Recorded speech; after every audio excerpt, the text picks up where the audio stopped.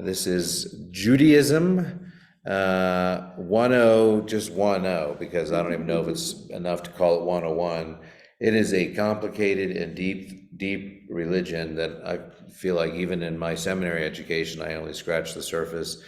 In particular, preparing for this, there were so many directions to go. So I hope I had to ask myself at some point, what is it that I really wanted or I thought would be helpful to know as we move forward? I think in particular because Judaism is something that we are familiar with. It's the foundation of Christianity, and I'll go through the story of that a little bit, because I do think, as much as I have, over the years of teaching Christian formation and theology, I realize again and again that people that jaunt through the history is helpful in terms of framing, and I'll make some commentary along the way. We're going to look at it from its foundations. I'll give you the history up through really up through the time of Christ. They're much like, and I'll get into it a little bit more detail, much like Christianity, it has branches and different views and beliefs, and there's a super Orthodox Judaism, the kinds with ascetic Jews and that are pretty strict, and then you all the way to progressive or liberal Jews who you probably, in some sense of Jewishness, would be like, you're not Jewish. But at the same time, well, as we'll discover, the concept of Judaism is not just a religion. It's not just an ethnicity. It's not just a national association. Judaism is a much more sophisticated concept than we have in Christianity, and I want to go through really some of the categories we talked about last week. Experience what it means to be a Jew throughout the history, but particular today. Sacrifice, sacraments, sacred space, time, sacred word, festivals, and touch a little bit on myth. But before we do that, I always like to go back. Was there anything that was looming on anyone's head from last week that you're like, man, that really just sort of, I couldn't go to bed on Wednesday night. It was up on. Week before last? Oh, I guess it would have been the week before last, 2 weeks ago. See, I didn't remember. It's just all one. It's one big blip to me. Was there anything that surfaced that came about you online? Anything that I just don't want to leave any? And we'll always do that. We'll always come back, because I think sometimes things start to filter in, and we'll have a far more consistent rhythm at this point. And actually, interestingly enough, this week's lectionary passage in Genesis comes from Gib and Hagar, the boot, which is perfect timing in terms of next week to talk about Islam. So I couldn't have planned that better myself. Well, let's dive into this. I'm going to try to finish by 1:15 to leave plenty of time for a conversation. I want to, Judaism, let's just talk about it as a term before we get into the history of it, is really something, and I didn't know this, but really something that probably didn't surface, or they don't believe surfaced, until after Jews returned after exile, and then there was this development of Judaism. And so when we talk about Judaism as a world religion, we're talking about it in the sense of these are a major category or a Western label we've placed on it. Prior to a Babylonian era, and if you're uncertain when that falls, I'm going to go through the history real quick here shortly, but prior to the time where the Jews were conquered by the Babylonians in the south and Judah, and then went to Persia, and then were in exile for 70 years. And then when they returned, they went from a place of really what those who study world religion would call a Yahwehist religion. And then Judaism and the identity of being a Jew or a person associated with Judea is how this term becomes into more popular language, and you start to see that surface, and it pops up in various writings. But really, even, and I wrote it down somewhere, and I'm sure I'll get to it, like the term Judaism didn't even appear in English until much later as well. But Judaism in general, when it's referencing an ethnic group.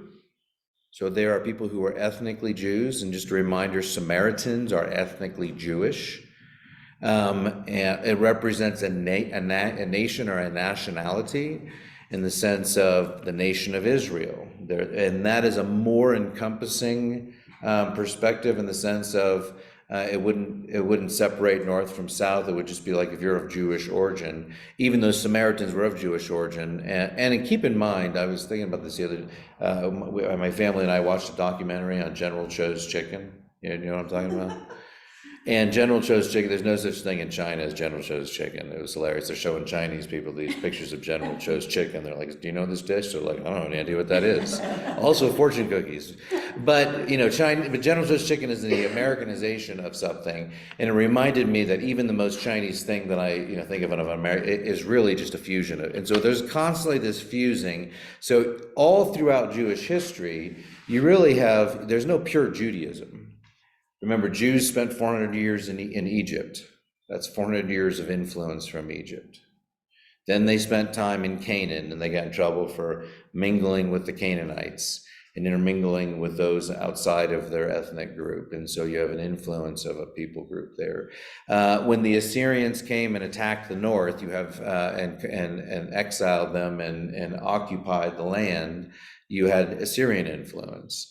And then when the Babylonians attacked the southern kingdom, well, you have a Babylonian influence. And then when the Babylonians were taken over by the Persians, you have Persian influence. And in the midst of all of that, in 200 BC, you have the Greeks come in and the Romans and sort of battle culture. So when you think of Jewish culture, you have to take into consideration all those other nations and the influences they had and their worldview and their understanding of themselves. It's not this sort of wind up sort of idea that they are preset and this is who they are. All of those things factor in, even today, in how they've understood themselves. And then the last category is it's a religious group. It is so you can convert into Judaism, so you don't have to be ethnically associated, you don't have to be nationally associated, but you can be religiously associated. So people can convert, they can marry into Judaism, and it's accepted. It's not proselytized. They're not out being like, like Christians are, like, hey, come to our church. They're not like, hey, come to the, come meet my rabbi and come to, the temple. They're not like, on the corner trying to bring people in. But they are an Abrahamic faith, along with Judaism. Along with Islam and Christianity. Obviously, we were probably considered somewhat of a cult in the first century. I often remember that as I make jokes about Mormonism, but that really is a cult, though. It really came about throughout the period of the Bronze Age, and I did way more reading than I should have on the different metallic ages, just because I started down a rabbit hole and I didn't stop. But the Bronze Age is really, it goes from 330, so 3,300 to about 1,200. And this was the period that was associated with the discovery of bronze and the manipulation of bronze, and that has a tremendous effect over that period in terms of tools and implements and art and architectural structure and features. But one of the other things that surfaced during the Bronze period that I didn't know was writing in antiquity. So the writing increased. So this could have and the reason I think that's interesting is because when we think about the construction of the Old Testament scriptures, the Torah for the Jews, it's not their Old Testament, it's just, just their scriptures. I shouldn't, here, someone's trying to get in. But that sense of writing coming along, the development of writing, the refinement of writing is coming along during the Bronze Age. Remember, 3,300 BC up to 1,200 BC. If writing becomes an important thing, all of a sudden, the written, the paper becomes more important. Now, we also have the same parallel in the time of the Reformation. Printing press gets invented in 1444, and what's the first thing they print is the Bible. And then you have the proliferation, at least of literacy, and then leads to the Reformation, because now everyone's reading stuff. They're like, hey, I couldn't read the fine print before, but now I have my hands on the fine print. I have some opinions about it. So it's not surprising that then in widespread, in particular in Western Europe, as the rise of literacy rises, the rise of writing rises, the rise of ideas, individualist expression, you leads up to the entire Enlightenment period of the 1750s and on, where there was this boom of intellectual activity, and that's where Descartes says, "I think, therefore I am," meaning the primary activity of humans are to think. So, and Jews follow that pattern too, in terms of, because they're humans and they're not, although they're not in the Western world the same way they are now, they still are considered, to follow many Western patterns in terms of, the Romanization of Jewish culture. The term Judaism, interestingly enough, originally it did not appear in any English literature until 1516, so until the time of Reformation. So that means that our concept of Jews, or, not that they weren't called Jews, but Judaism as a sense of a term didn't even first appear there. Not that it wasn't used before that. And there's a word it's iduamis, and it means decide or to imitate Judeans. And it's a word that actually came out that they think during the second Maccabean, in the second Maccabees in around 150 BC. There was a rise, and we'll talk a little bit about it in a few minutes, of a Jewish revolt. And it was against this idea of Hellenismos, which is the Greek identity. And so what Judaism, meaning to be like or to side with Jews or people from Judea, eventually in trying to resist that Hellenization, that Greek identity became more solidified as a Jew. So I would say actually that our concept of Judaism and how we understand it probably just generally surfaced between roughly probably 500 up to the time of Christ. So by the time of Christ, there was a concept of Judaism, but prior to that, it was a Yahwehist or Yahwist. So the question is what is a Yahwist? Yahwehism or a Yahwist is the origin, and that is our modern name for ancient Israel. And I tell you, this is what I found most interesting, because I've always talked about Israel as a radical monotheistic religion. That's probably not accurate. A Yahwist or Yahwehist is someone who believes in Yahweh as a supreme being, as even perhaps the supreme being, but the argument is that Jews were actually, or ancient Israel were actually polytheists. So they viewed not their cosmology, the way they viewed the world, was not there's only one God up there and all the rest of the gods are fake. It was, there are lots of gods out there, but Yahweh is the best God and demands us to worship him alone. And there's a difference between the claim that Yahweh is the only God and Yahweh is the best God, or a God that demands us only to worship him. Now, you put that in light of the development of Judaism, starting with Abraham, throughout the history of Israel, and even in the Ten Commandments, thou shalt not worship any other gods before me. If God, the Yahweh, what we call the God of the Old Testament, was interested in being the only God, there probably would have been something more like, there are no other gods before me.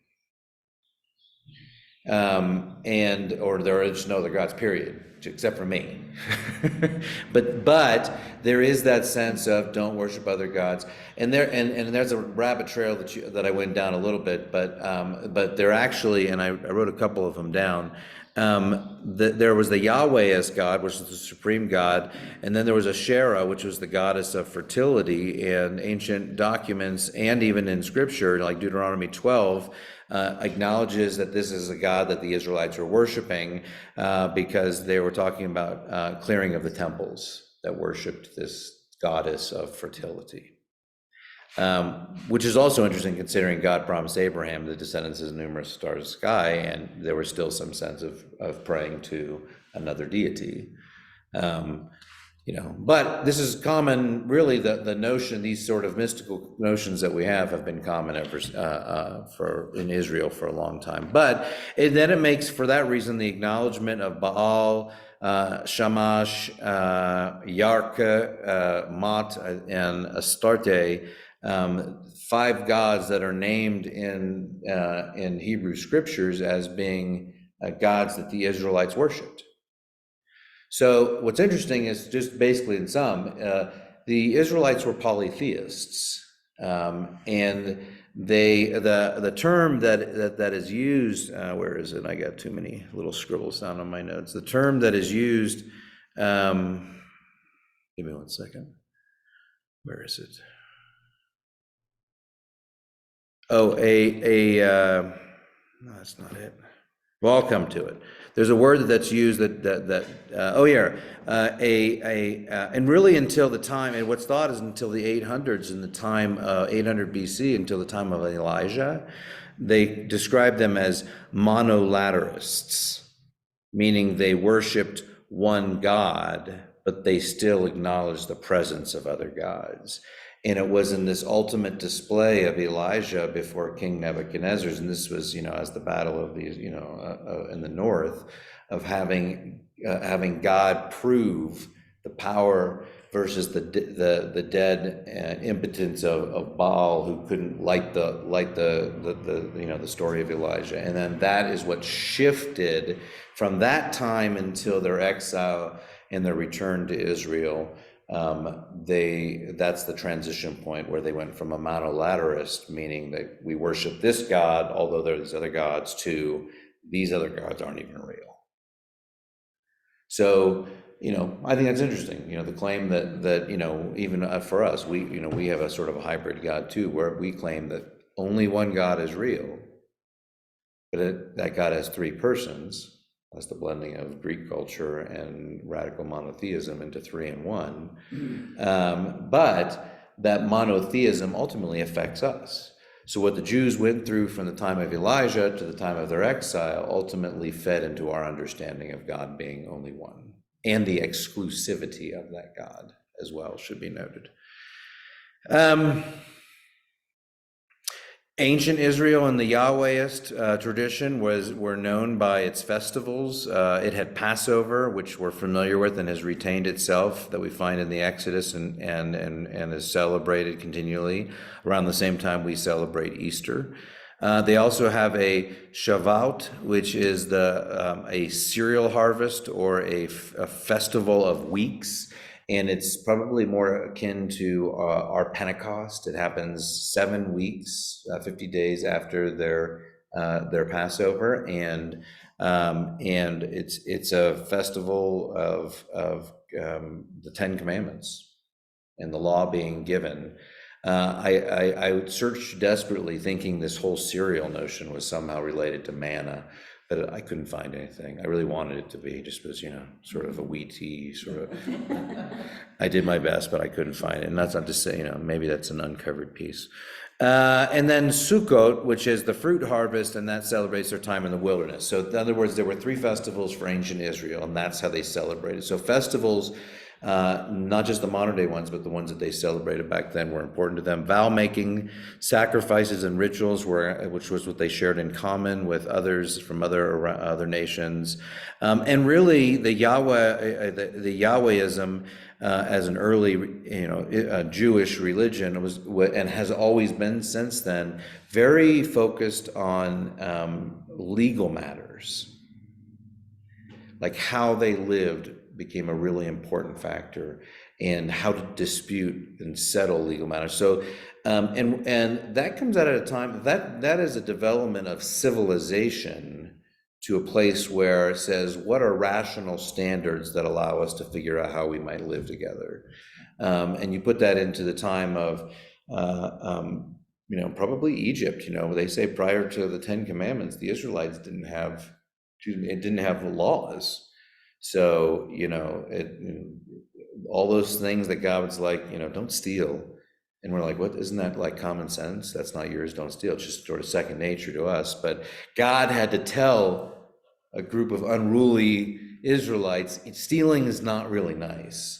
Like that's how basic these things, you shouldn't, and it had dealt with property and respect for another person's, and, don't lie. Like, in other words, try to just, let your yes be yes and your no be no. And honor your parents. Like, what was going on that needed to be a rule, all sorts of things. So those things were basic, and they were meant to help define, and they have a festival that celebrated that. From the 10th to the 6th century, so BC, which was then somewhere and that's the Iron Age, which is the what they call the monarch period, where we see the rise of King David. I always date David is not exactly about 1,000, but it's around 1,000. It's just a good marker for King David, so that all the Israel that happened before that happened before King David came in, and then Solomon. Usually the history of Israel, the part that people forget after that, goes from 1,000 to the time of Christ, another 1,000 years. And I think probably for most people, that's the blurriest part of their history of Israel. We'll talk about that in a second. And then I said that.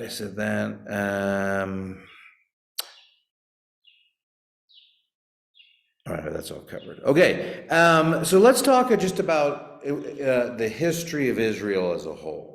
And I'll give you sort of a narrative history. And I don't know if this is, for some of you, it may be like, for those of you who went through all of the books of the Bible with us, you probably are like, okay, I've heard this before. Some of you might have never heard it put into a concise term. But when you look at the history of the world, it goes back to the time, and I'm going to go to the development of Judaism. But let me give you just what leads up to that. So remember, there's creation. And depending if you're an early Earth person, you might say that God created in literal 24-hour periods by snapping, his fingers, and there were 24-hour periods, and the days were unfolded. Personally speaking, I tend to ascribe to a billions of years old Earth theory, and those were epics. So day one is an epic of creation, and I don't think, despite the fact of the rhetoric of the last century, the end of the last century, that said science is bad and it's fighting religion, you can have the evolution, you can have dinosaurs and all those skeletons and all that stuff that were like, hey, this is carbon dating older. You can have billions of years of evolution of creatures, even from one end to the other, and not take anything away from God. It can just be there. Why couldn't God have done that? That's my question always. Why couldn't God have chosen to evolve the earth in this way? There's no reason that it couldn't happen, so I just want to leave room. But the evolution or the creation of the world comes about. Adam and Eve come about. They fall. They enter into a physical reality where they now are subject to death. And being that that's part of the curse, I think that it's good to note that there's something about when they move from a state of paradise into a state of non-paradise, where death is a part of the curse that was placed on them. With death comes the sense of non-existence. Like a dog doesn't fear death. Louis is not running around being like, I'm a big breed, probably won't last 10 years, and that's 70 years in dog year. He's not calculating. Dogs just go until they go and then they die. Humans, however, understand the notion of death and that anxiety that comes with it. And this becomes the human condition. And therefore, if all of a sudden we were all dropped in a jungle and it was survival of the fittest, because you're trying to last longer than someone else, and if someone else becomes a threat to you, and we see that in the story of Cain and Abel. Alfred Packer, it wasn't that bad at Cain. I know we don't have any good cannibalism stories in the Bible. So that's too bad. Every sacred text could use a good cannibalism story, in my opinion. But that idea that you're against and you have that anxiety, and this creates a condition where we are against one another. My survival may mean you're not surviving, but it's self-preservation. And this is something that all mammalian creatures, that just creatures in general, operate on, and survival. And it's extended to parent-cub relationships, if because there's your survival of the species. So this happens and creates a condition for a need. And this goes back to what we talked about 2 weeks ago, that idea of when you feel that anxiety of death and you feel the power and the energy, and you see a big ball of fire or whatever, this big red spot that gives heat, and it's dark at night and it's scary, and you put all these things in, and people begin to develop ideas of a supreme being and our dependence on that supreme being. And my relationship with you is fragmented because I want to be pleasing to that divine being and and survive and have a will to live over and against you. This is what makes civilizations more prosperous, is the cooperation of all of us living together, and this would give rise to laws and governments to allow that to be facilitated despite the scofflaws. Well, we know it didn't go down well, and we know that eventually, jumping ahead, Noah, who was non-Jewish, just sort of a person on the earth, said, okay, we're going to restart it over. It restarts it again. The Tower of Babel happens, then we have the spreading. And we don't really know how much time went between this stuff, because none of this was written prior to Moses. So remember, this is all oral tradition that comes prior to this and is being passed down through various tribes and traditions. And we got to believe that God had his hand in sort of orchestrating it. But all of this happens to the point where then Tower of Babel splits, everyone goes to which direction, and God has this realization that in order to redeem all of this creation itself, there has to be some sense of relationship that is direct, that was more akin to what was in the garden and wasn't after the garden. Noah is probably the best representation of that. But still, I think that was a deist, that was a little bit farther off God than an interpersonal God. So God makes a covenant with Abraham. Does anyone remember what those are? What are the promises? A name, and God accomplished that, obviously. Descendants, more numerous than stars in the sky and sands in the sea. And to date, I'll say there's 1.4 million Jews, or 2019 was the last census. They are 14.7 million, which is 0.2% of the human population in 2019. So very, very small. That doesn't mean there's not a lot of them. But when you think about Christianity being spread, if you want to look at it from a Christian perspective, you could say, well, anyone who is incorporated, if you add Christianity to that as in terms of a religious expression, you obviously get a lot more. For whatever it's worth, I thought it was interesting. In 2021, 45.6% of Jews worldwide live in Israel, and 42.1% live in the US. So demonstrating the significant influence and relationship the Jews have with the US as well. So God makes this covenant for land, which is the land of Canaan, which eventually becomes what we know now as modern Israel, and is actually kind of northern Israel, is where it was, although eventually when things settled into the southern kingdom, when you get Jerusalem, that became sort of the place that is considered the most holy city. But a name, a land, and descendants. And they carry on. And as we looked at last week and Sunday, Isaac appears on the scene through a miraculous connection. Again, Abraham tried with Hagar. God said, and that became Islam. We'll look at that next week. But God covenanted for a descendants, and that starts with Isaac, and Isaac gives birth to Jacob and Esau. And then the whole story of Esau was the eldest and Jacob was the youngest, and God again decides to go against the natural flow of what everyone's thinking. It's like, it's not going with the older, who typically would be the system of the humans on the earth. That's the way they decided. The firstborn becomes the important one, so everyone else are backups. That's like a groom. That's why all the groomsmen and the groom wear the same tux, because if something happens to the groom, they just shift down. Same thing for Jewish brothers. But that sense of God choosing, and one of those providential seeds of saying, no, I'm choosing Jacob over Esau. So the story goes, tricks his father, has to run, has a dream, the whole ladder thing, and again, this is about like a holy place, and I like to see that ladder as sort of a vision of the connection between the divine and the human, the transcendence of the divine to the human. But all the while, this isn't a very big people group. You know, we think of Jews now, but this is not like a giant, this isn't like a, you know, it wasn't a nation yet. They had no land.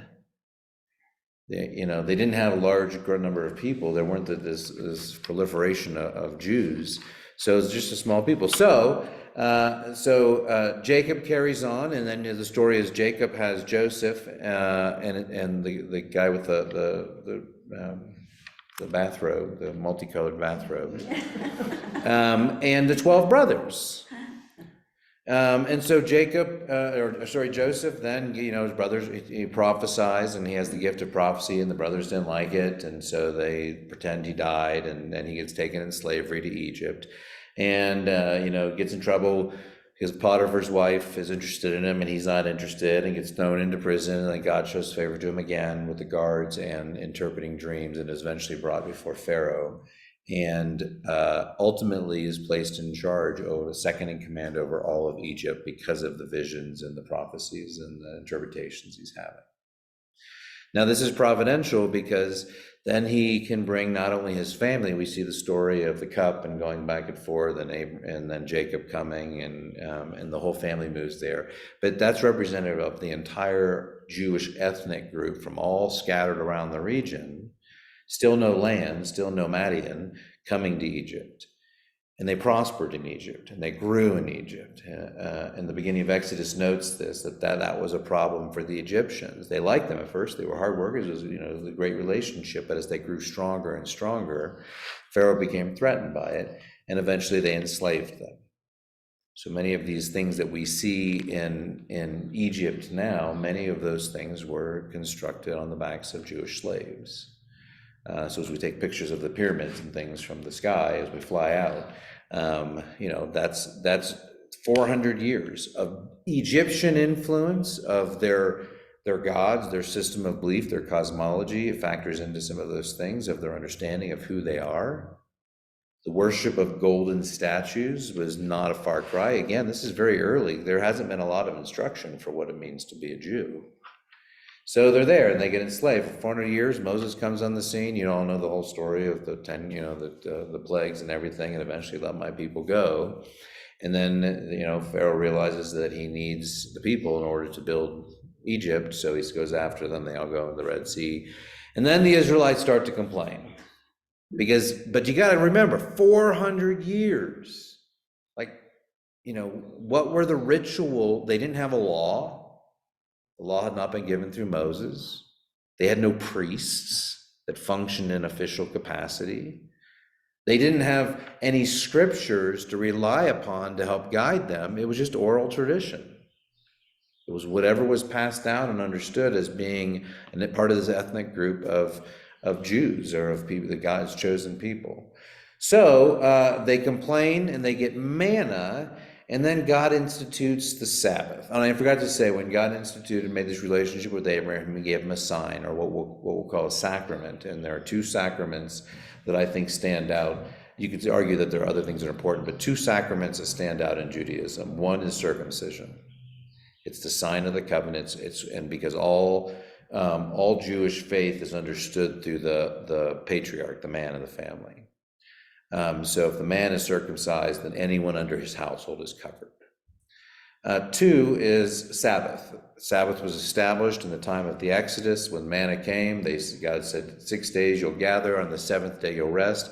This emulates or reflects back onto what they would eventually get and understand as being God's seventh day rest. So God wants this sort of sacred time, and we'll talk about the sacredness of time shortly. But God forms them for the first time, and then so they get the manna, they get the water, they're still unhappy. Moses goes up, God talks to him, gives him 10 commandments, he comes down, he yells at him, the calf gets broken, all that good stuff.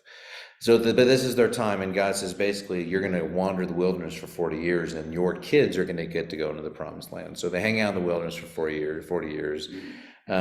Not good times for the Israelites. they still, and keep in mind, they still had influences from Egypt. And now they're in the wilderness. And the cosmology is still one of sacrifice, it's still one of rituals. So who knows what rituals they develop, but now they have some laws to guide them. And so God's refining them. The younger generation is led by Joshua across the Jordan into Canaan. And there they conquer the land. And God finally fulfills the land portion of that. They have a place. But instead of conquering the Canaanites, they bring some in as wives, and they start to intermingle. And so then you have this Canaanite influence that's coming in. In fact, the Canaanite god El is considered why it's Israel or Bethel. In any of these cases, that El represents the Canaanite god, or this idea of God, and that's attached on to some things. So even that influence of the Canaanites comes into play. So God is constantly dealing with an ever-morphing people. It's never ethnic purity. It's never ritualistic purity. It's always being influenced. Well, this time, they start to develop. They divide a region into tribes and into regions of where they'll live. Eventually, they get to the place where you have Samuel come on the scene, and he is sort of an early prophet, early priest figure. They develop this idea of temples or like places of worship, and then the judges come along the scene. And Samuel helps usher in this notion of judges, and the judges are Deborah and Samson, and they're basically a proclamation on Israel during a time when the Philistines were coming and attacking. This is where you get the beginning of the Philistine-Israel relationship that ultimately leads to David fighting Goliath. But in this time, you have the Philistine influence coming in, and the judges just weren't really good people themselves. They did good things, they were heroic, but a lot of them just really weren't good. They didn't do their jobs. And when the Israelites saw that everyone else in the nation had kings, they felt like, oh, we should have a king. And the idea that God, this amorphous God that occasionally shows up, was their king, it just wasn't good enough. So they wanted an earthly king. They wanted government. They wanted someone to regulate things. So they chose Saul. He was taller than the rest. He was good looking, whatever, for whatever reason they chose him. Samuel anoints him. Then that didn't work out. David comes on the scene, kills Goliath, or the story goes, he hit him and chopped off his head and all that good stuff. And then he runs and he hides, and eventually he's anointed king. And so this is about 1,000. So you have the Israelites now. They have a monarch, and this goes into that monarchical period where they exist in a place of kingship, an earthly kingship. David's got problems with Bathsheba. Story chronicles that well. Eventually, he gives rise to, so the Davidic covenant is made with him. I'll never take my love away from you. It's this constant God holding on to these people. This is just pure Judaism, nothing about Christianity here. Saying that someday that there'll be a figure come, this sort of figure of a salvific figure. God wants a temple, but he wasn't being built, so David couldn't build the temple, so it became Solomon's job. Solomon builds the temple. So think around 1,900 years before Christ. Solomon builds the temple, and this is where God dwells. This is the Holy Holies. This is the ultimate place of God's dwelling on the earth, this pinnacle of all creation, where the Dome of the Rock theoretically is now. Well, Solomon eventually separates the kingdom, as on his deathbed, between his two sons, Jeroboam and Rehoboam. The north becomes Israel, the south becomes Judah. And then on both the north and the south, you have a series of about 20 kings on each side. The north, most of them were evil. In the south, about 8 of them were good, 12 of them were evil. And eventually the Assyrians come in about 720, the Assyrians attack northern kingdom, and they exile people, they occupy the land. So you have this Assyrian influence. 586, the southern kingdom is attacked by Babylon. The temple is destroyed that was built in Jerusalem, that Solomon built, and the Israelites are exiled over to the east into Babylonian territory. 70 years passes after they've spent their time in exile. You have the Persians come in and they overtake the Babylonian Empire, and after 70 years, the Persians are trying to make amends. They figure we'd rather have allies, and so they send Israel back. Not all of them go back. Some stay in Persia, which is where you get the story of Esther, but many of them go back. And during that time when they go back, there's a rebuilding of the temple. This is Nehemiah going back to rebuild the temple and to establish rituals that were once there. You have Ezra coming 15 years after they stopped building the second temple. Then Ezra comes on the scene and brings gold from the king of Persia, and they ordain the temple with refinements, and the temple is finally considered complete. And there's a restoration of Jewish identity. Now, this period goes on for a little while, and then eventually it goes and there's some prophets who come after him, but Israelites just weren't really, adhering, and they were continuing to marry those on the outside. They brought Persian influence. And then they get to the point where now it's about that 400-year mark, what we call the 400 years of silence. If you need to move, you can scoot around as best you know. You're in like that sunlight, unless you like that sunlight. But they have this 400 years of silence, but it wasn't. It was actually that time where you start to see the Romans occupy. They come into being and they start occupying Jerusalem, and you start to see the Greek influence or the Hellenization come during this time period. And in all of this, the Romans actually a little bit later, the Greeks came in first, but in all of this, you have this revolt called the Maccabean Revolt that comes around, 180 to 150 BC before Christ. And what's significant about this is that it was at a time where the concept of Judaism was coming into being, to be associated with people from Judea. And as they were resisting this idea of this Greek influence coming out on them, and the Romans were coming from the other side, there was this pull for a militaristic Jewish identity. And that sets the stage for when Christ comes on the scene, which is why when you think about Simon the Zealot and Judas Iscariot and even Peter to some extent, they were less than 200 years after this Maccabean revolt that basically reclaimed Jewish identity. And so when this Messiah figure came, Jesus, the feeling was, if you're the Messiah, you're going to come and you're going to overtake the government. Now we're going to stop there, and I want to pause and let you ask us some questions. I don't know if that was too quick of an overview, or if that was, how are you doing? Any questions about the history of Israel? No, okay. Back up just a second. Yeah. You're talking about times in exile, and I assume, which is a risky thing to do, but there had to be a lot of discontent. And it doesn't seem like that gets talked about a lot. About we're getting the short end of the stick here. Yeah. And you'd think there'd be more revolt against what leaders they had, because you're talking about survival, and I'm not surviving very well. Yeah. I'm a horrible leader. That's all there. Read the book of Kings, and you'll see that 200-year period of good kings and bad kings and how the Israelites reacted to them.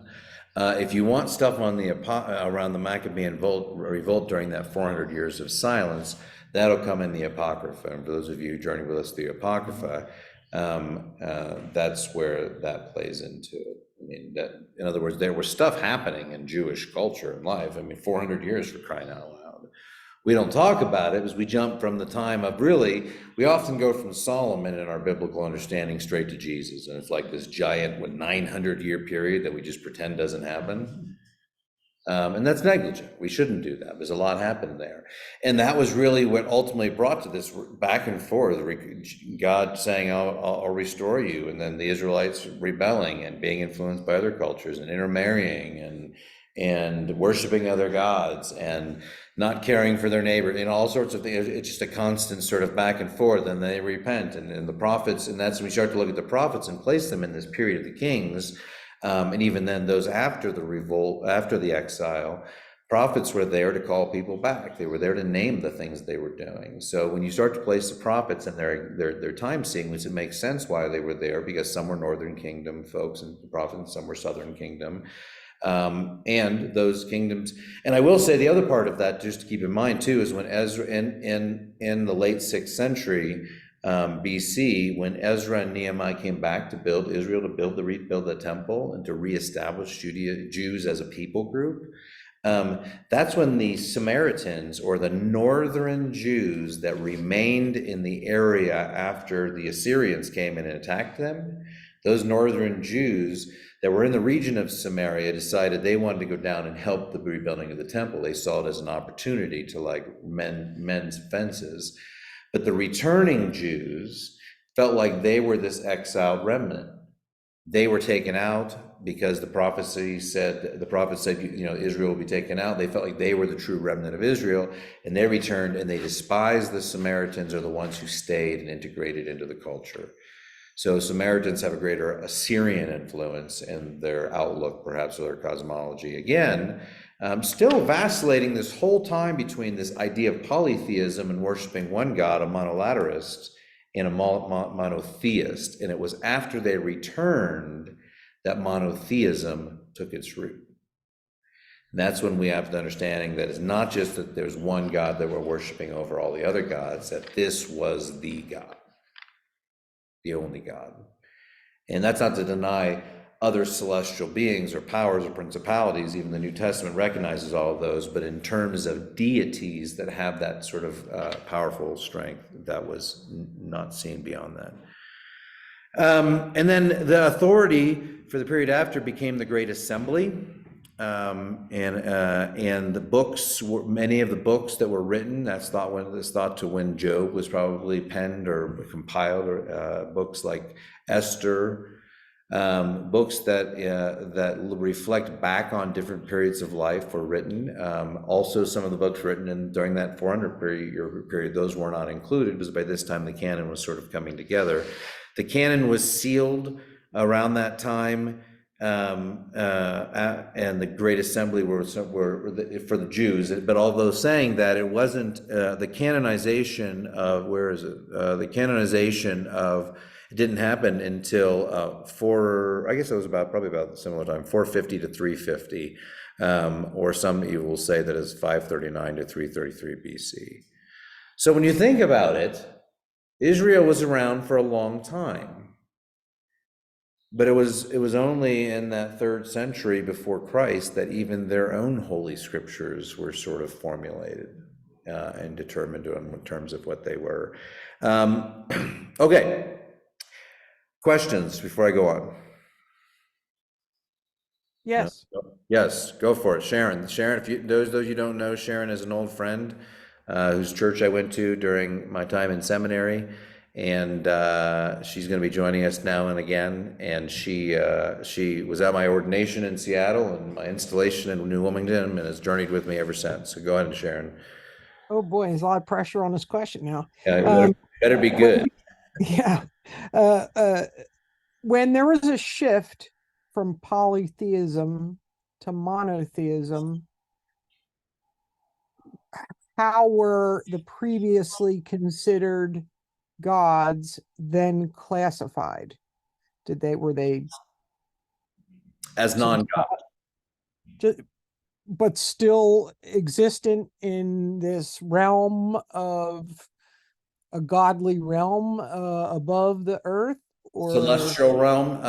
celestial realm?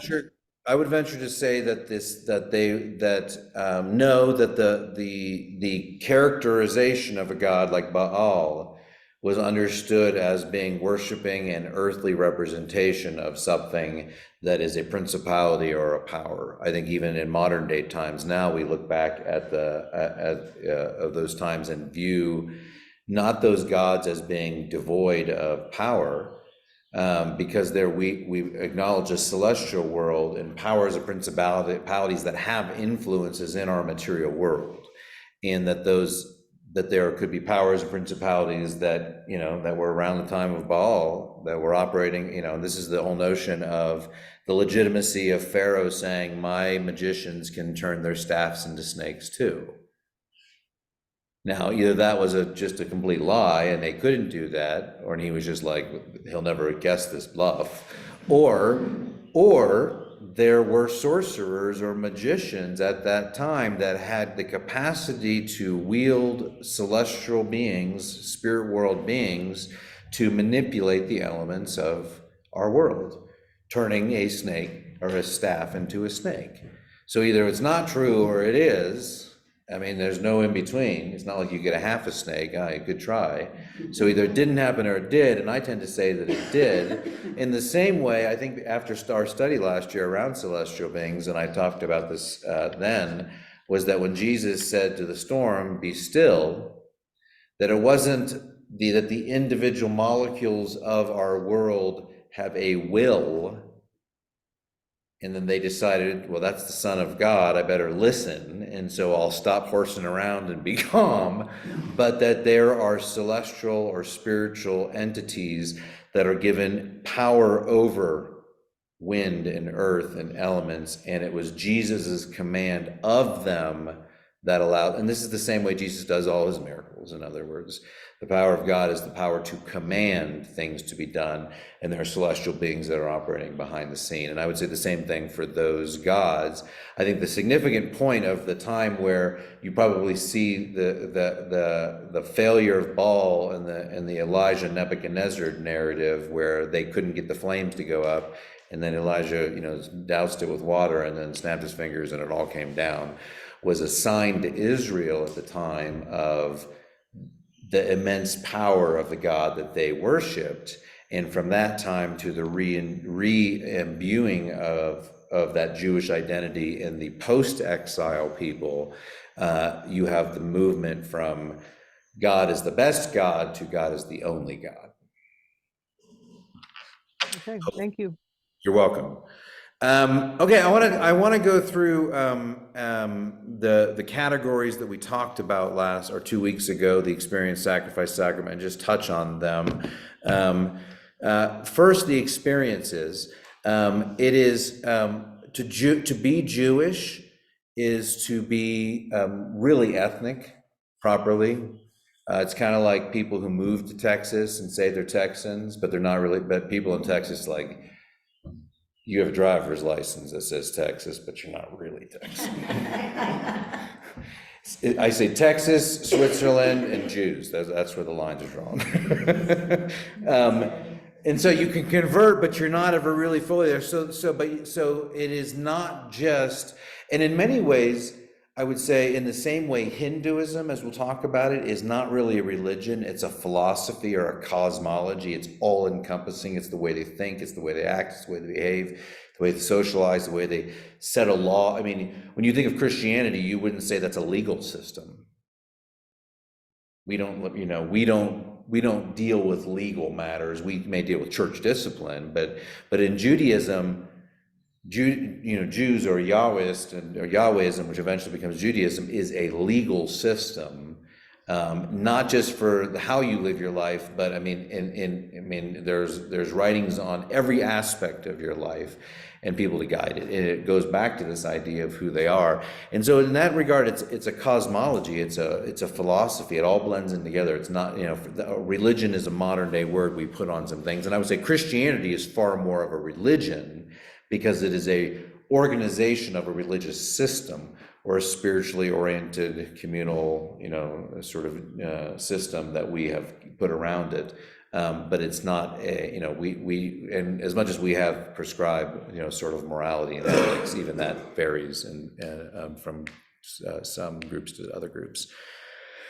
Judaism has lots of different expressions or experiences. There's rabbinic Judaism, which is the oldest form of Judaism, and that is that Moses revealed the laws, that God revealed the laws through Moses. And it's a heavy emphasis on the law. It was challenged by the Sadducees and the Hellenistic Jews, so those influenced by the Greeks, didn't care for it as well. And again, like any religion, there's outside influences coming in.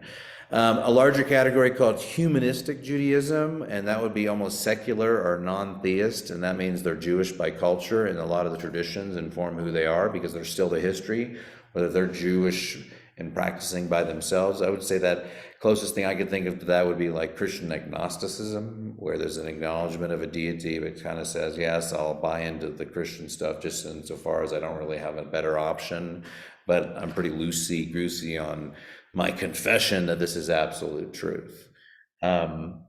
Orthodox Judaism, that's probably something that you have seen in the braids, Hasidic Jews. They're probably the most strict, or are the most strict.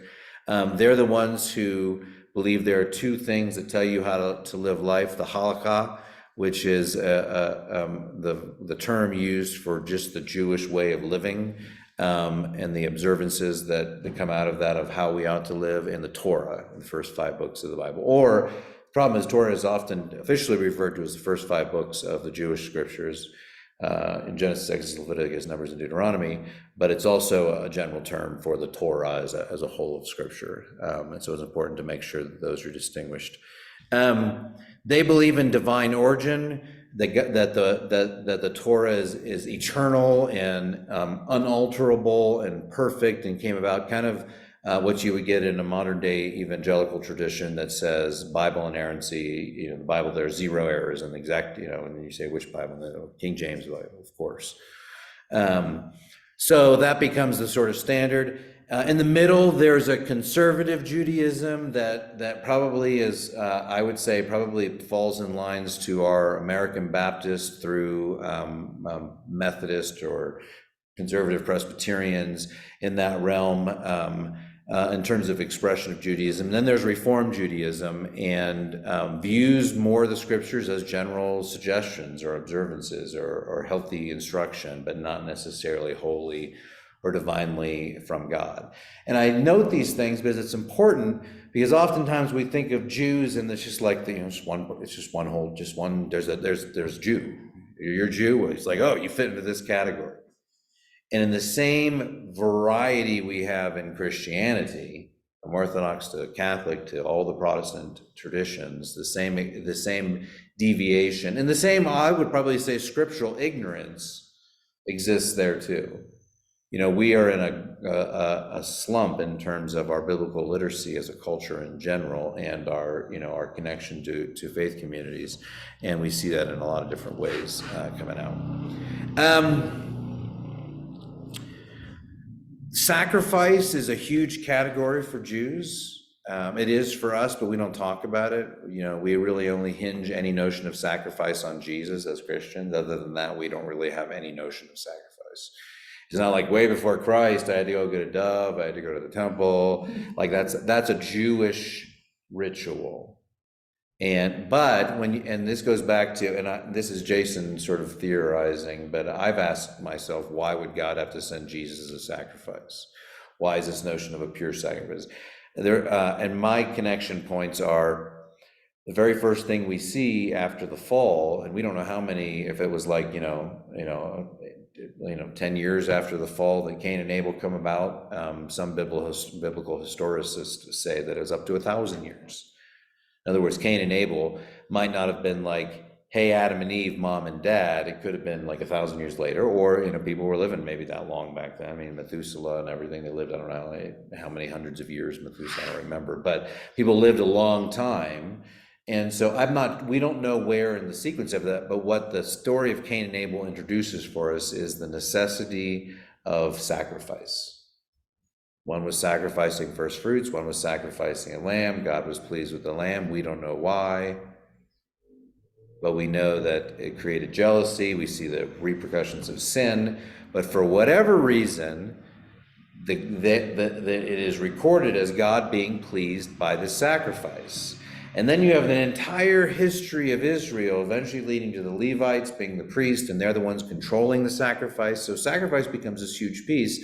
So the theory behind it in my head is that the reason Jesus had to be the sacrificial lamb is because God was acquiescing to our stupid system of sacrifice. And maybe that's the way it was supposed to be, but you think about how often that has, how many sacrifices to a deity have happened in the history of human civilization? Millions. Was that necessary? Was all those deaths of animals necessary? I don't know, who knows? So maybe God was just acquiescing to us. I mean, either that or God instituted the sacrificial system, but we have no record of it either way. What we do have record of is other nations outside of Israel practicing that same thing. And this goes to the point when we talk about Abraham willing to sacrifice Isaac. I push that narrative a bit and say, you know what if Abraham thought he understood God as calling the sacrifice, like that which you have given me, I need to return to you in order to have this descent. And that would have been something that would have been taken from another nation. And so God still becomes the primary acting hero to save Isaac from sudden death. But the question becomes, how do we reconcile, and how does Israel reconcile? And not all Jews believe that God called Abraham to do this, but it takes the terror, the parent-child terror out of it. Why would God ask a parent to experience the terror of sacrificing their child just to prove faith? Abraham's faith was justified or righteousness was justified to him in faith because he believed, because he acted, not because he had this sacrificial act that was like a doubling down, like you were justified and when I called you in the Abrahamic covenant, but now I'm going to make you prove it. And so I question that. So again, those are things that are in the back of the. So sacrifice continued through Noah as the first thing he did when he came out of the ark. Obviously, Abraham tried to do it with Isaac, and then Jesus ultimately came on the scene and was the ultimate sacrifice. And then those who followed Jesus no longer sacrificed. I also use this opportunity to remind people that divination, which is the rolling of dice, was the way the disciples used to determine who is the replacement disciple. So God used dice to communicate to the disciples. And then after that, you don't have any more divination with dice because the Holy Spirit comes on the scene, which is why it's okay to play with dice when we play games today. Okay. That's a freebie. So sacrament, I talked about that, circumcision being a sacrament. Why God chose that, I don't know. I mean, like, that's kind of weird to me, but other than the fact that maybe they just were scantily dressed and was a way, like, who would do that otherwise? So it was like, oh, that's a Jew. But it became the sign of the covenant. That's what God chose. God was the first to introduce bodily mutilation. So anyone who says that tattoos and piercings are wrong, well, God did it first. So that's what I like to say. I'm throwing all my little side theories in it just for your enjoyment. But circumcision became this mark, and we believe as New Testament Christians and New Covenant and those who hold the New Covenant that in Christ circumcision was no longer, and we see that in Paul's writings and in the disciples' writings after this battle between should Jews who were converted, those early Christians, should they have been circumcised, is that still held? But that was the sign of the original covenant. And that covenant was, we believe, fulfilled in Christ Jesus of the new covenant, and baptism then becomes that sign. And so baptism is the one, and now baptism is an equalizer. It's not just the men for the sake of the household, it's everyone. Why? Because in Jeremiah 31, it says, God's going to write his law in our hearts, and we would each be accountable for ourselves at that point. It's the individualization. You're accountable for yourself, not just covered by the man of the family. And so baptism then becomes an equalizer, an expression of that, as does the Eucharist. Again, Sabbath. Sabbath was a huge sacrament for them. It's what they had to do, and they still, if you've never, huge book recommendation, we should probably read it one of these years together, but Abraham Joshua Heschel's Sabbath book is just called Sabbath, and it talks just about how that was a ritual that was given in Israel at the time of manna to basically restore that seventh day rest was supposed to be to restore the dwelling, to restore the paradise. And when you think of God resting on the seventh day, it's not like God was taking a nap. That's the same metaphor and narrative that of God dwelling with Adam and Eve in the garden in paradise. I like to joke that, again, God's original intent was to hang out with a bunch of naked vegetarians. So God hangs out with the vegetarians in this blissful place where there's no labor. The fruit is there. The fruit is coming off the tree. Part of the curse after the fall of Adam was that you're out to work the ground for your food. And in this manna narrative, they're working for their food. And this was like dust. They're like pulling it off. It's like if God floured everything and you just put flour, they're pulling all the flour off and getting this substance, and they're having to make bread out of it. The only day they can survive is the next day. And what God wanted from them is to take their earthly curse of labor every day and give them a break so that they would remember the lost paradise that they had. And in remembering this lost paradise, it was exchanging earthly rhythms for holy rhythms. And that's how paradise was meant to be. And it's also meant to be a foretaste of the paradise yet to come in the afterlife. And so Sabbath becomes central to who they are. And it connects the entire beginning of their human civilization in that seventh day rest garden experience to what it will be in the afterlife. And it brings both of those realities to the present moment. It allows people to say, this is who we are. This is why, like Seventh-day Adventists, I know they do their stuff on Saturday. There was a bunch of them at the Intergenerate conference. I was picking their brains. Really interesting stuff. But I think that we as Christians flub it up all the time. We're kind of like 2 hours in church, I did my duty. That's it. I'm good with God. I'm out. And what God really says is that we're robbing ourselves from that gift. Because really, if we really wanted to fully, I think we're most fully in that embrace when we're doing the hiker meals. Because people don't ever disengage. They're worshiping God in the morning, they're serving God. And so Sabbath is not about rest. It's not about chilling. Sabbath is exchanging the earthly curse of labor for the blessedness of dwelling in holy spaces and rhythms. And all that's to say is, we make sacred spaces, and Jews made sacred spaces. That's why the Dome of the Rock is so significant. It's a sacred space, it's a sacred ground. Jews made temples sacred. Every temple is considered a sacred space. Jews blessed their homes. They're considered sacred spaces. But all those sacred spaces have the capacity to die and to deteriorate and to, will this whole building be here 1,000 years from now? Who knows? It may or may not be. But that space we imbue with sacredness. But God in the Sabbath made time sacred. And time is something that we never run out of until we do. And so God said, in the midst of time, I'm going to give you a pause. That's what Shabbat means. It means to cease. And when that ceasing happens, it allows us to remind it. And so for Jews, this is the constant reorienting of who are we in Yahweh. And so they said, so that Sabbath was meant to be a constant defining factor. They didn't have it in the Egyptian slavery. That was a 7-day curse. So from the time of that curse to Adam to the time of that Sabbath instituted in the wilderness with the manna, there was no given rest. It was a constant source of labor.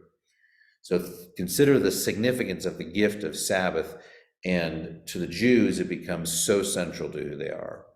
And I would say the other sacrament, if you will, but it comes into play, and we'll talk about it, is the law, and that's the law of the prophets. Sacred time, we said, the word, let's go to the word, and then I'll just name festivals. These days, Jews celebrate 3 festivals, primarily. There's a lot of smaller ones, or several smaller ones, but Passover, they continue, that's probably the oldest one. Hanukkah, which actually is a ritual that comes from the book of Edith, the time where, for those of you who studied the Apocrypha with us, when we looked at the book of, Edith, Judith, and there was the killing of the general and chopping off his head with his own sword. She got him drunk and chopped it off. And this is the basis of Hanukkah as a drinking holiday, because they got him drunk. And then also Purim, also another drinking festival. The Jews like their drink. Purim is the celebration of the story of Esther at the time of after the exile in Persia and God's deliverance of those people. 2 books, one which didn't make it into Jewish canon, and the other which did, as Esther. But the Torah is considered significant, and there's 3 parts to it. I said it wasn't finalized till about the 3rd century. Torah means teaching or law or instruction. And they view it in 3 different ways. One, there is, another word for Torah is the Tanakh, and the TA for that stands for the Torah in proper sense of the Pentateuch, what we call the Pentateuch, Genesis, Exodus, Leviticus, Numbers, and Deuteronomy. And for many Jews, that's considered what's sacredly given by God. They have a tiered view of Scripture. Then there's the writing of the prophets, and that's called the Ne'evim. And those are the books that are written of people, prophets who are conveying God's word to the people.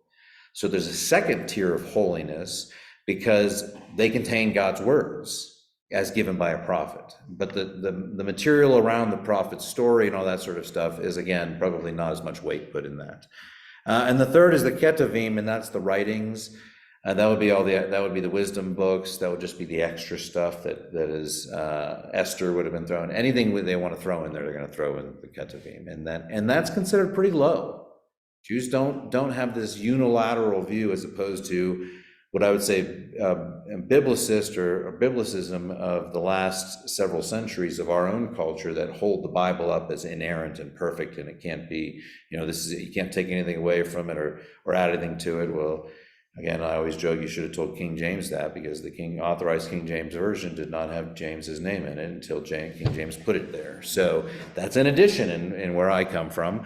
So that sense of they have this tier view of the Torah, the Ne'avim, the prophets, and the Ketuvim, the other writings. And we, I think, to some extent, do that naturally with the Gospels. We put a greater weight on the Gospels. And then we debate about what Paul wrote. So there are two other sources of authority. Did you say something? No. Oh.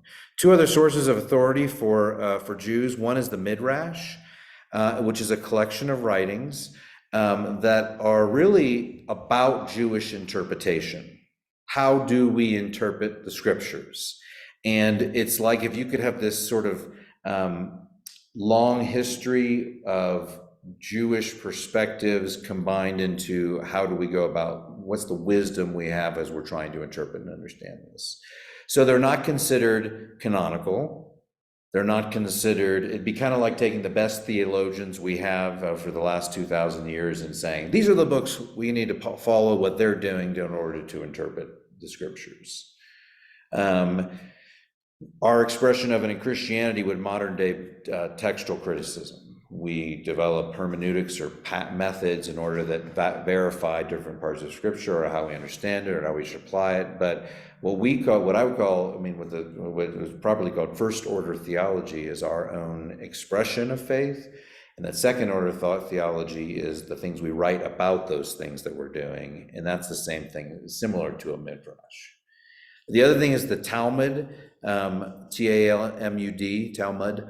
And that comes out of rabbinic Judaism, so it comes out of the teaching side, and it's a guide for daily living, and that includes Jewish law, Jewish theology. It's the foundation for all Jewish thought, and it's divided into two categories. One is the Mishnah, which goes back, and that's came about and was solidified in year 200 after Christ.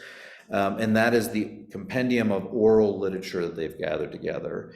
And then there's the Gemara, which was solidified around 500 years after Christ, and that was a further elucidation of how one interprets the Midrash. So what you have in that, if that didn't all make sense, was layer on top of layer. You have holy books, the Torah, you have the prophets, you have writings, you have the Midrash over here that's saying, how do we interpret all this? And that has changed and represented different views. And then you have the rabbinic side, which is the legal side, the how do you live your side, and that's the Talmud that says, how do we function as Jews in daily life? What does it mean? And all of this develops because the Jews have had this sordid several thousand-year history where they had all these other influences and all these other things that challenge their identity. And in the midst of that, you have this God Yahweh that continually re-ups and demonstrates faithfulness throughout. The last thing I would say, and then I'll leave it open for some few questions, is that there's a big argument apparently around what are the articles of faith that are central to Judaism. And anyone that tries to purport some of them are critiqued by other Jewish scholars. And so there really, one thing said, there really aren't no central creeds or articles of faith or tenets that they would argue about. And when you think just about their experience as sort of a people, it's changed so much. They've had so many outside influences. They went through a time of slavery. They went through a time of nomadian nature. They They went through an anarchic and a theocratic and a monocratic government. They've been conquested, occupied, exiled, and estranged as a people group. And they've had all these influences that came in. And so what you have is a much more diverse potpourri of Jewish expression than I think the average American gives credit. And that, I think, is probably my hope is in drawing all these things together, you see this multifaceted view of Judaism that in our present day says there's one God. But that's a fairly recent in the history of human civilization. I mean, in the last, several thousand years, that's sort of become even more of a thing. Less than 3,000 years old. There isn't anything that solidifies in them in the same way other than Yahweh and the story and the ethnicity and the statehood that comes with that, but all of those facts. So every Jew you meet is going to have a different understanding of nationality, different understanding, their ethnicity. They can't necessarily escape that. Either they are Jewish or they're not. But religious adherence or worldview adherence, and which vein do they come from? Liberal, conservative, somewhere in between. It depends. But all that's to say is it's just all of them recognize this history tracing back to Abraham. So, all right, that's all I got today. Jason?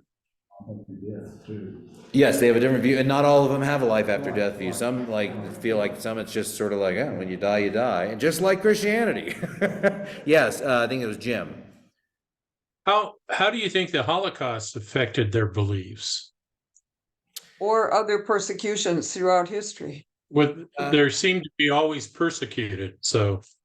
Yes, and from a biblical perspective, you would say, well, they just keep not doing what they're supposed to be doing, and when they're not, God punishes them. So the idea of this purely grace, God just loves us, God all-loving God that we all have in this modern day era, or we just want to make God this perfect expression of love, we forget that God punished the Israelites, allowed other nations to take them, brought them out of their own land to teach them a lesson. And it wasn't just like, I'll slap your hands, you can be gone for years. 70 years.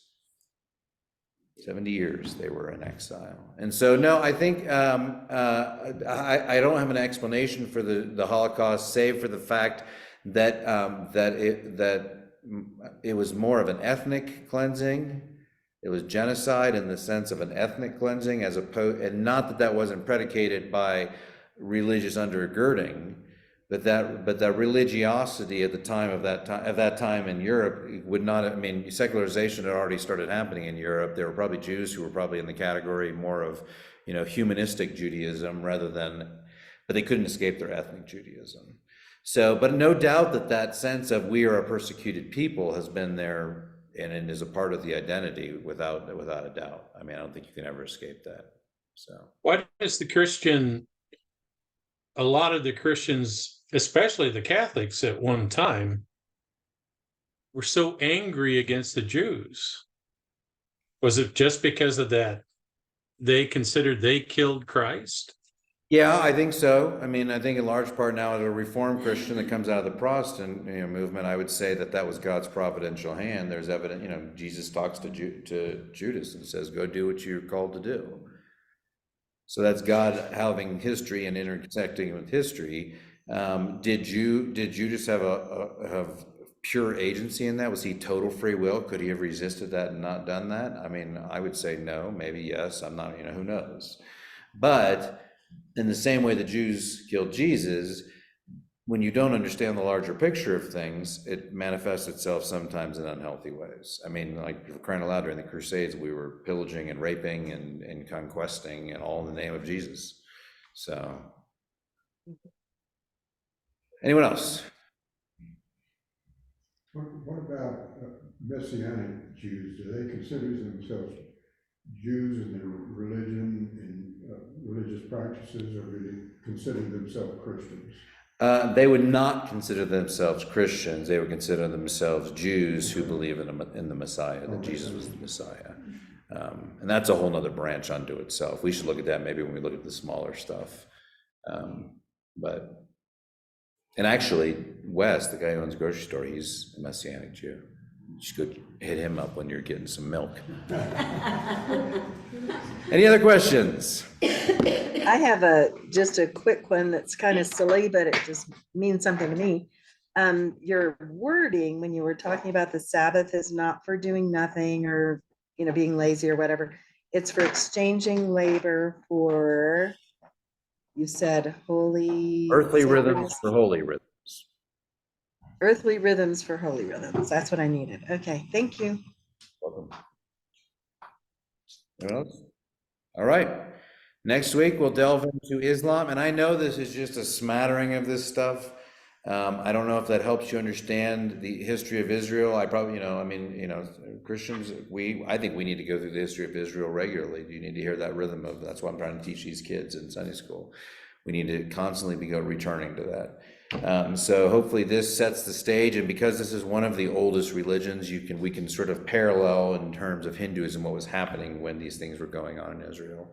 So just hold that intention as we move forward, because Islam also paralleled that well. So, all right.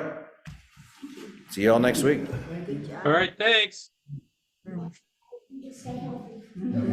You're welcome.